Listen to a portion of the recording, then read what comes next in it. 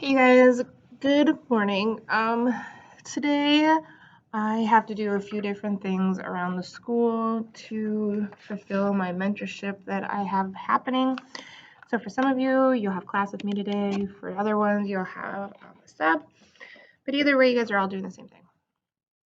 So for our research, we've basically gotten to a point now that you should have your idea pretty solid. Here, let me try to find.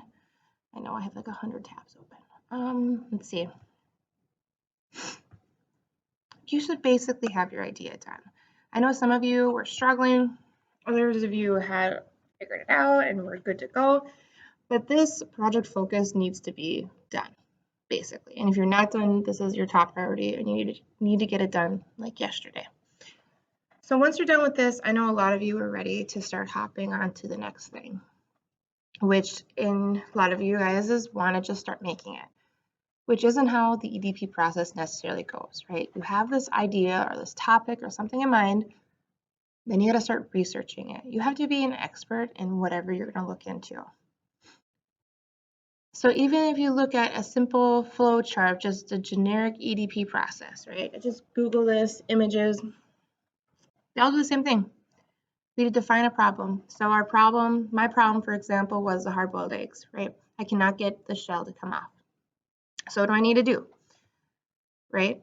I need to do background research, right? I need to look maybe into the chemistry of boiling eggs. Maybe I need to look at all the different types of techniques available, right? I need to do my research to understand my question and my problem before I can even start to go down here to choose a solution and start making a prototype, right? You can't skip this. And I know some of you just want to jump the gun. So I got to rein you back.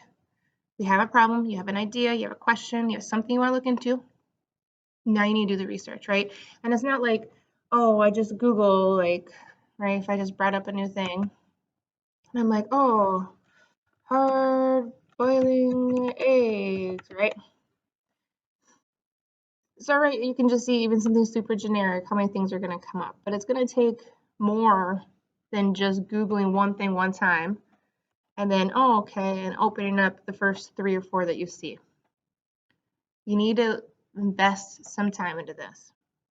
So, to help you, because you know I like Google Classroom, an independent project, so I know this is just for my first class, but they all look the same. Go under classwork, independent project. Here are what we have, right? We have our passions one, which we did, which I kept telling you, hey, go back to it, look at it. The questions to address, which is the project focus, you should know this already. And if you don't, you need to.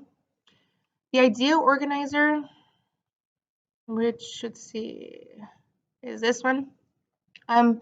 If your ideas are kind of like out there, and maybe you just need to rein it in, or maybe you just kind of need a chart or a way to organize your ideas, this is a great way to do it, right? And it even helps you list advantages and disadvantages of your solutions. It's just a tool to have. If this is useful, then use it. The one I want you to start working on though today, or your focus, is the research flowchart, which is in right there, Google Classroom. I have it for you. Driving question or challenging question, right? What is your question? Mine would be, hey, how do I make these perfect hard-boiled eggs and shells fall off? List related questions to guide your research, right? What are your need to knows? Going into anything, you need to know other stuff before you can just jump in. So you're going to have to list other questions to help guide whatever you have.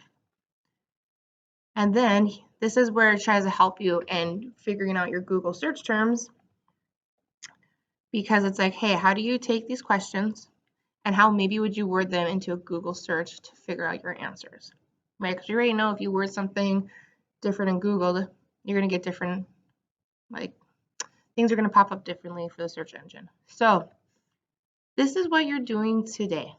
Okay, so whether I'm here and I'm hanging out with you guys and whether there's someone else in the room, this is what your focus is. There's absolutely no games at all. Do not play a game.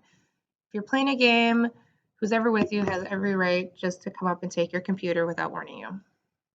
The other thing is, let's say, you're like, oh, I'm done, and, and I'm not there to push you, then you need to be working on then your STEM career. Those are due by Halloween. And majority of you don't have that in. But this is your priority. Because once we start moving into next few weeks, we're going to start asking for your list of materials. Like, what do we need to have for you to do this? And so on and so forth. So we need to keep slowly trucking through our independent projects. And this is our next step, is researching. That's what we're doing today. If you look on the board, that's what we'll be doing tomorrow. And then for the rest of the week, we'll be working on Ozobots. And I know a lot of you said you've done the snowplow thing before, but I switched it up and we're doing something kind of with history and science. And then next week, we're going to be making art with the Ozobots, which is going to be interesting, and we'll see how it goes. So if anything, hope you had an awesome weekend. And this is what you're working on today. Okay, let me see if I can figure out how to pause this thing now. Ha.